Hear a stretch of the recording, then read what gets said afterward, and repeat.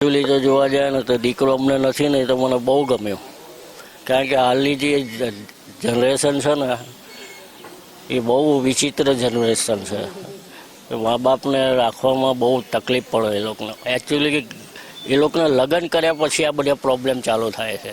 વહુ આવે ઘરમાં પછી પ્રોબ્લેમ વધારે ચાલુ થાય. જ્યાં સુધી કુંવાર આવે છે ત્યાં સુધી તો વાંધો નહીં આવતો, પણ જેવી વહુ આવે ઘરમાં એટલે એ લોકોના પ્રોબ્લેમો ચાલુ થઈ જાય. એમાંથી પછી પેલા ઘરડા માણસોને બિચારાને માઇન્ડમાં ઇફેક્ટ થઈ જાય કે આ શું, આખી જિંદગી અમે મહેનત કરી, આટલા મોટા કર્યા, પરણાયા, ભણાયા ગણાયા, પરણાયા, અત્યારે અમારી આવી હાલત થઈ ગઈ. એટલે બિચારા અમુક તો સ્વેચ્છાએ આવી જાય છે અહીંયા, ને અમુકને છોકરાઓ મૂકી જાય છે અહીંયા. બહુ ખોટું એટલે બહુ એકદમ ખરાબ.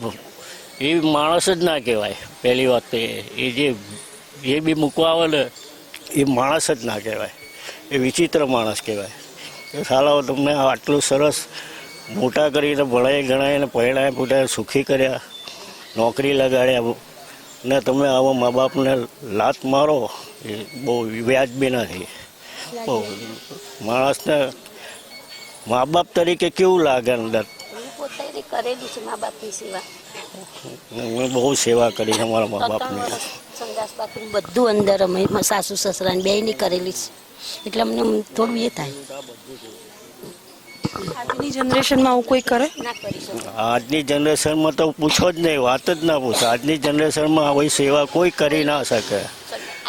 ખાલી કહેવા પૂરતું, બોલવા પૂરતું બોલે કે હા કરીશું, પણ કોઈ કરતું નથી. શું કારણ એનો કોઈ સ્વભાવ કે સંસ્કાર? શું કારણ? સંસ્કાર કંઈ નહીં બહેન.